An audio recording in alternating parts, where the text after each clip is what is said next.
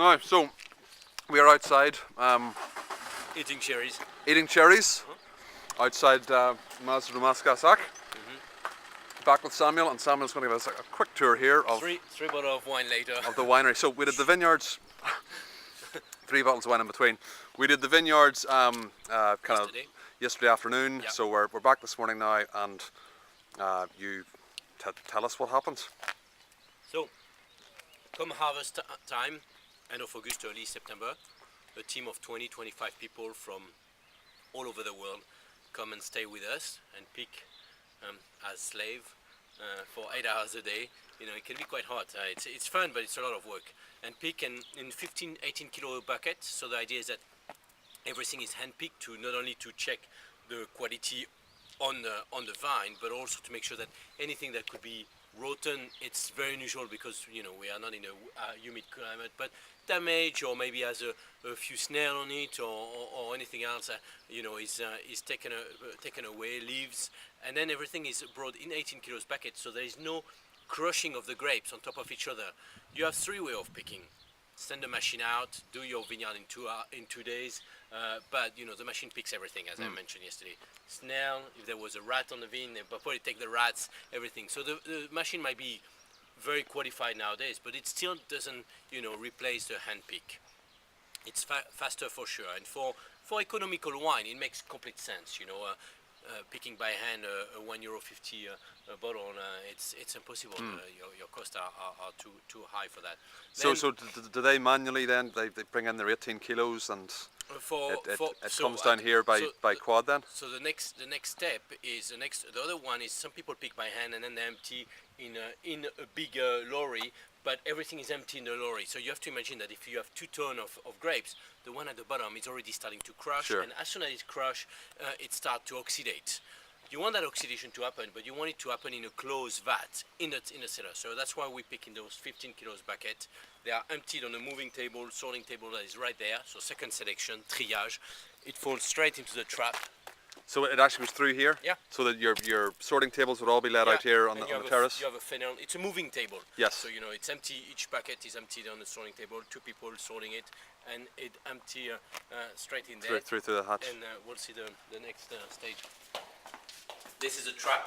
That's the trap we were just above, yeah. Where Gary is, there is a distemmer. So Gary will be moving its arm very fast and destemming the grapes, separating the stalk from the berries.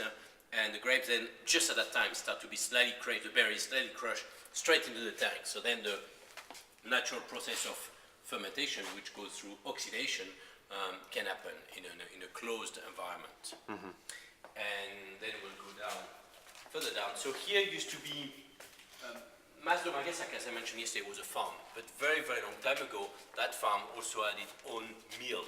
Not a windmill, but a water mill. The water mill used to work with the Gassac River. Obviously the Gassac River is not always enough, so it had to have a water tank. And we are standing here in the water tank. So in 1976, 2 years previously, before the first harvest, my parents thought about, you know, starting a winery, and the winery, the best, suddenly they just realized that they had the spot. They just had to clear the frogs and the water and clean it a little bit, put a roof over it, and it made a naturally gravity control underground cellar. So this was originally all open effectively with the mill as part of it? Just open the mill. Mill was down there. On the other side of this green door, and we have a few remain down. Mind your head there. I was wondering what was behind the green door. And is that the moulin, the Gassac then? Yeah. Mind your head, and then mind your steps.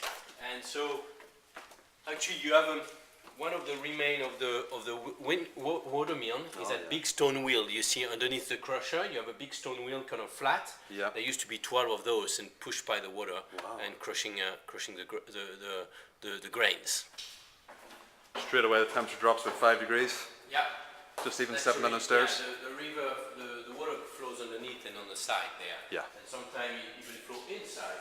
Usually in October, November, we have a couple of flooding and the water come up to here. So at that time, there's nothing left there. Really? Yeah, you just have to clean it behind, but it happened regularly.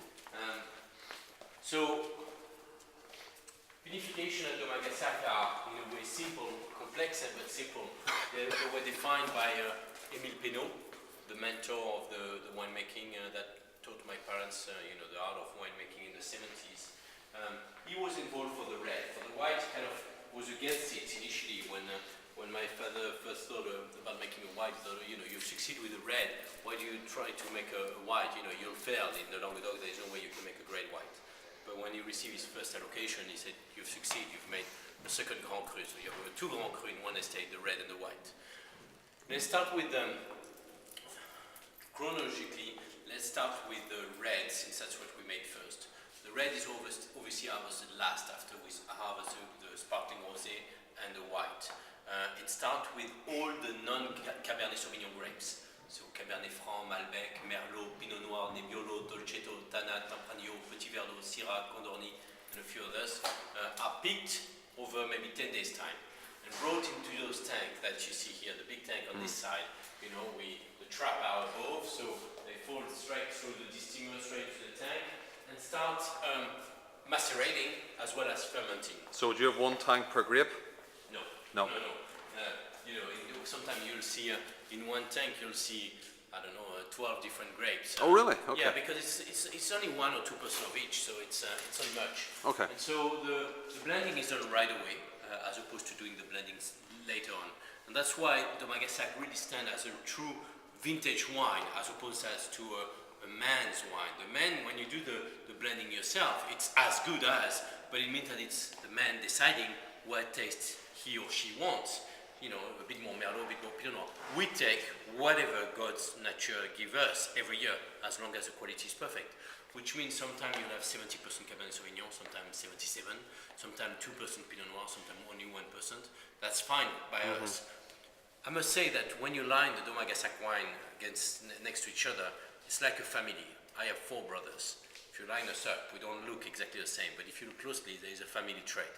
With Gassac, you will see that exactly the same way. Not every vintage is the same as the previous one, but every vintage is linked to the previous one by the Gassac kind of. So you'd actually prefer a kind of non-interventionalist? Yes. Just let vineyard, let nature provide. As much as we can. Don't only use natural yeast. Don't interfere too much. We have to be there to control that. Sometimes fermentation slows down, or sometimes you have to move from one tank to another. But it's the least intervention is better for us. Let nature speak as much as possible again. And so when the non-Cabernet Sauvignon has finished fermenting and macerating, that's about 10 days. It's what we call short maceration to keep mostly the fruit and not too much tannin. We send it to be crushed in the pressoir, the crusher above, and we leave the wine. At that stage, it's finished fermenting, so it's wine in the tank which are on this side. In the meantime, we've started to pick the Cabernet Sauvignon coming to fill all of So these. Cabernet would always be picked last, would it? Yeah, Generally. and separately. And Cabernet Sauvignon is going to ferment and ferment for 10 days, but macerate for a whole month. So what happened at the end of the fermentation of Cabernet Sauvignon? Obviously the level in the tank reduced, because when fermentation happens, level rise with the heat. When it reduces, and when fermentation is finished, that's when you need to protect the wine against oxygen.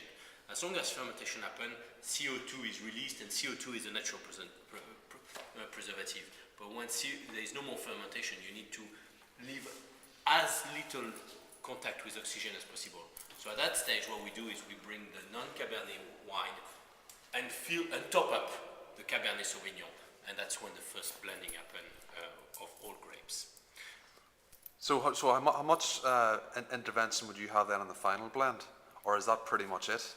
That's pretty much it. Wow. Okay. Then it's the art of aging the wine in the barrels. Where we'll go. When that is done, there's still malolactic fermentation to happen. There's still 18 months of aging in oak barrel. So there's still quite a bit of time. But in terms of the vinification, the winemaking, that's it. Wow. Okay. Okay. For the white, we have a similar approach. We picked everything at once over a week or 10 days. Everything is macerating together, but we stop fermentation before it starts when it arrives. And the way we do that is we let water run over the tank to to cool it down, maintain it below 13 degrees Celsius, so the yeast cannot start and fermentation is blocked. It gives us an opportunity to macerate the wine and to do also what is called pump over or remontage twice a day. Open pump over. So you will open the tank. For example, we'll open this tank, let the juice run into the big green vat, and then bring it back to the top to make sure that the top is also always wet, humid, so it doesn't dry, the skin and everything, but also for the wine to get in contact with oxygen. Now that is, I know people nowadays talk about micro-oxygenation, which is something else. It's usually sending oxygen within the tank. This pump over remontage is usually only done for the reds. It's quite unusual because most of the wine, will not support it. They will go brown and then just get totally oxidized. The white Daumas Gassac does get a bit kind of on a golden color, a bit like those the wood at the top, and it takes about 6 months for the wine to rest, to let its sediment go down after fermentation, and then to regain its initial color. The great advantage that this process has for a vineyard that is totally organic like ours is that it has gained an ability to sustain oxygen, which means when you open a Daumas Gassac white, and I don't know how fast you guys drank the bottle you had last night, but if you let it open and let it breathe, quite often the best part is, and not just because you are starting to get feeling alcohol through the vein, but the best part is the last part of the bottle, because the wine, many white, the best part is the first, because it's the most aromatic, and then it starts to go like that. With Daumas Gassac white, it's actually the opposite. It starts to go like that because it does benefit from oxygen. That last glass was very tasty right now. Yep. Remember, have you? We can open this if you. So this is where all the old stuff is kept. What's your oldest bottle in here? 78. 78. Wow. Yeah. I was 5. So it's basically you with the white. We did a wine dinner in November at Le Mimosa, a great restaurant nearby that is only open for dinner. And David Pugh. Yeah. And we did back to the 78 for the red, and people were impressed. But the one that probably created the most talk about was the 95 white. Oh, white. Why is that? Because most of the people at the dinner were people who knew Daumas Gassac, and they expected the red to shine 10, 15 to 30 years later. But when they saw the white 95, most of those people had bought Daumas Gassac white for the last 10 years and drunk everything within the first 2 or 3 years. Because if you like the fragrance, if you like the wonderful peachy apricot aromas, that's what you want to do. You want to drink your white in the first 2 or 3 years. But if you have forgotten 1 or 2 bottles of the white, you might see 10 years later or 15 years later a slight oxidation, no more of the peachy, viognier, apricot aromas, but a complexity coming through from the Chardonnay and the Chenin Blanc, and the slightly nuttiness that come from the Chenin Blanc, that is absolutely superb. It's a wine which, Daumas Gassac white, you could say 2 life. First life, more on the fruit side, although it is complex, but more, explosion of fruit on the nose. Second life, from 5 years to 15 years, the nose is much more subdued, but the dimension in the mouth has been multiplied by 10. So people were blown away by that, and I had so many comments saying, wow, if I'd known, I would have kept 1 or 2 bottles. It is different, so it's not one can't say, it's better, but it is different, and the wine does age well. Yeah. So if you're buying a case, definitely hold a few back. Yeah, keep 1 or 2 bottles to see what it does. Yeah.